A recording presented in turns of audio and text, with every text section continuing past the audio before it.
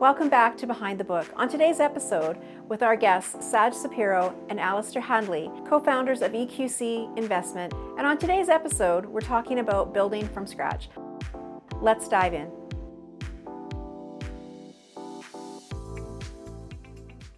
Welcome to Behind the Book, where I am your guide, Heather Andrews, unraveling the captivating stories from behind the pages. Join me as I sit down with authors from the literary landscape to delve into challenges, inspirations, and untold tales that breathe life into their written worlds.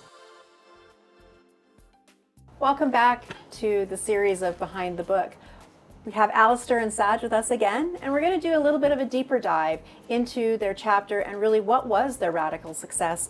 On the last episode, we talked to Alastair and Saj about how they went on their sailing trip and all of the reflections and how they actually built their radical success. So we're going to do a deep dive into their chapter in their book, Culture Revolution, which is navigating corporate culture. Next is the catalyst that drove radical success. I'll let you lead with that, Alastair. Yeah, okay, thanks.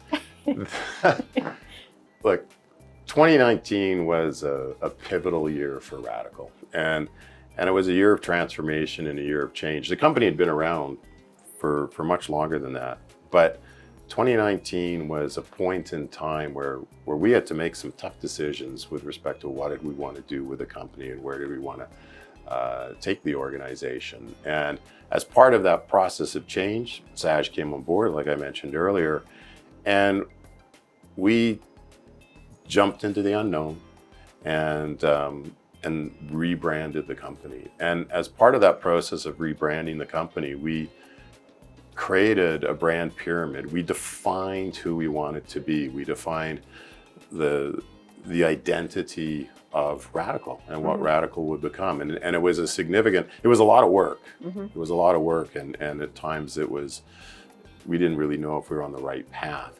But that purposeful decision to rebrand the company and reimagine what it is we wanted to be and where we wanted to be is what led to the transformation. It was that decision to rebrand. And Saj played a critical role in bringing the people on board necessary to help us with that process and start that transformation. Perfect. Do you want to do a bit of a deep dive as to what you outlined in your chapter? Sure. And going back to 2019, we wanted to, I guess I was testing the waters with the team at that point, is who do we want to be as a company? Because we could have just stayed where we were in a very static state and not grown and just kind of suffer through the waves or the weather that was going to hit us. And the answer was no, we want to be this great big force in our industry. And so to do that, I understood that we needed a transformation. We needed to be a different type of company. And so the rebrand is not merely a name or the colors or a logo. It was really, as Alastair said, the brand pyramid. So who are we? How are we going to do things? Yeah. And so we set a goal, like our big, hairy, audacious goal. What did we want to accomplish? What do we want to accomplish and how big is that? And it was no less than changing the whole conversation globally about global warming and about how to cut emissions and how to do so profitably. Right. And to do that, it wasn't enough for us just to set this big, vision, but it's also how do we want to achieve that? So what steps do we want to take? What kind of people do we need to enlist right into our ship, if you will, as we're moving forward? And so getting the team engaged, we came up with our values. What values, i.e. how are we going to operate? And part of that was bringing that team on board into these sessions, and we would literally discuss what values are we going to incorporate as we head towards this vision. Perfect. And we were growing very quickly. We were about 18, 19 people, and we hit, when we sold the company, just 120 and some. Yeah. And it was always a challenge because you're bringing in more people and you're trying to get them to understand the values. Well, understanding that the values and the culture is always changing. It's a dynamic thing. It's not something that we, wrote down in 2019 and that was the end of it. It's in some chapter or in a poster. Yeah. It's something that we lived every day. Yeah. And part of that and part of those values were reflected in how we're achieving these big goals. And part of that was trust, part of that was investing in EQ, part of that was investing into things that may sound simple today, but I had a user manual outside my office, and so did Alastair, and every team member that said essentially how to use me, how to talk to me, you know, if I'm in an emotional state or if I'm under pressure from some challenge. This, you know, for me, it was like be quick, be right, be brief, be gone, that kind of thing. But other people have different kind of styles, and so we learned to accommodate in how we talked to each other and how we respected each other and how we all moved into the same direction. Which I'll just close it out with this: that we essentially removed a lot of interpersonal conflict, and it became task-based conflict. And it also allowed us to attract similarly minded people onto the team and made things easier as we went. Yeah. Because I remember reading in your chapter that you had a lot of people leave, or some people left because they weren't on board with what. So we didn't have a lot of people leave, but we had some people leave that we thought were key individuals. And there's probably a handful, I would suggest, but there are people who didn't fit that culture. Right. So instead of us having to have that difficult conversation with people who are technically apt, able to do the job, but just didn't fit in culturally with how we wanted the job done, it was really easy for them to understand the culture is kind of pushing them out, find their other opportunities, and we could wish them well because they were good people. They just didn't fit where we wanted to go. Right. I love that. I love the fact that when you said the employees' operator's manual, like that's because I think they felt like heard and seen, and a very integral part of where you guys were going. And that's the vision of what you created. Absolutely. We would start every meeting with a values moment, and everybody was called upon to share what was going right, what was going wrong. We had coaching calls that people would be able to access. We had lunch and learns. Like, we talked about this stuff every day, all day. And we didn't just talk about it.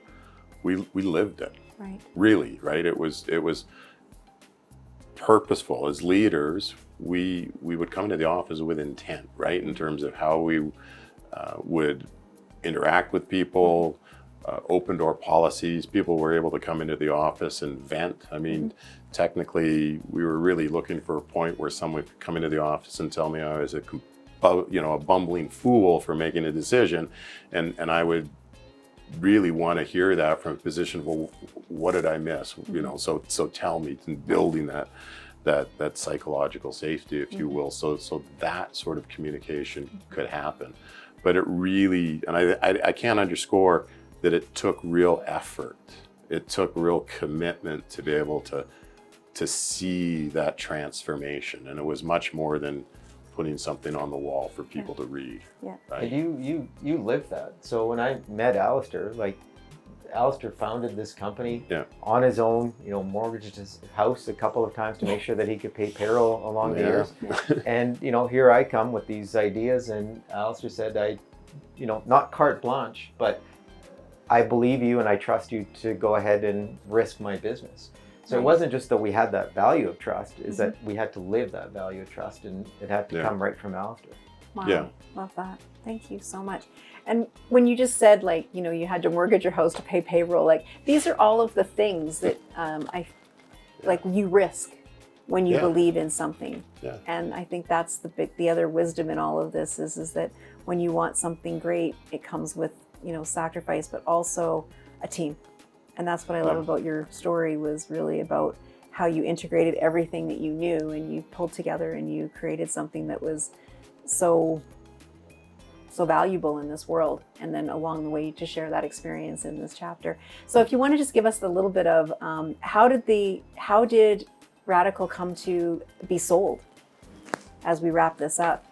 So we decided as the company was growing, and we'd expanded into Brazil and into Australia, and we'd taken this difficult decision to develop a trading desk. And we were looking at where our market was going, and we said, we want to become a large international company. We really wanted to shoot for the moon. And in order to do that, we needed to raise significant amounts of capital to see that vision forward. So we invested time and effort to go find investors. We went globally looking for people to come and invest in Radicle. 9 figures, right, is what we were looking for. And along the way, during that process of going out to raise capital, we had multiple companies coming in and say, no, we don't want to give you capital. We just want to buy your company. Right. And as the founder of the company, it was, I won't lie, it was a very emotional, difficult process to say, yeah, okay, we're going to sell the baby.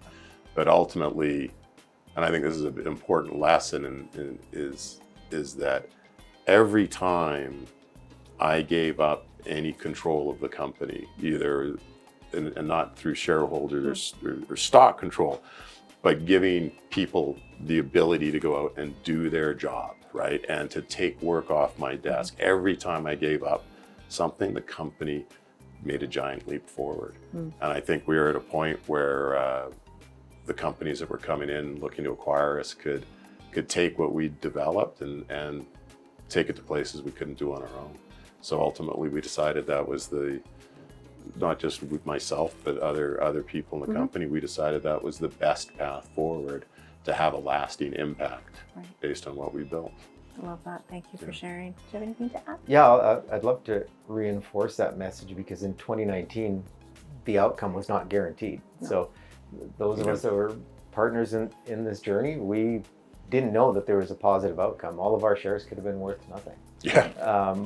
But we believed that this was the way that we wanted to go, and Alastair believed in it, and the way that he relinquished control did help the company grow, but I had to release control at some point. And the people that I hired to become directors or managing directors had to relinquish control, and eventually the team created what was eventually successful. But we didn't set out to sell the company. We certainly didn't know that we were going to sell it, we did. But one of our goals was to become global, and selling it to a leading financial company, one of the biggest in Canada, certainly sets that tone, and hopefully makes our small sailboat some huge aircraft carrier that actually goes out and makes, bigger waves, to really beat the hell out of that metaphor. Yeah. Excellent. And as we wrap up, where can people find you? eqcinvestment.com. Excellent. Thank you. On our next episode, we're going to talk about what is their future purpose and what's next for Alastair and Saj. Stay tuned. As we close another chapter on Behind the Book, I want to extend our heartfelt gratitude to our wonderful authors for sharing their stories. I'm Heather Andrews, reminding you that the adventure doesn't end here. Keep turning those pages, and I will see you next time.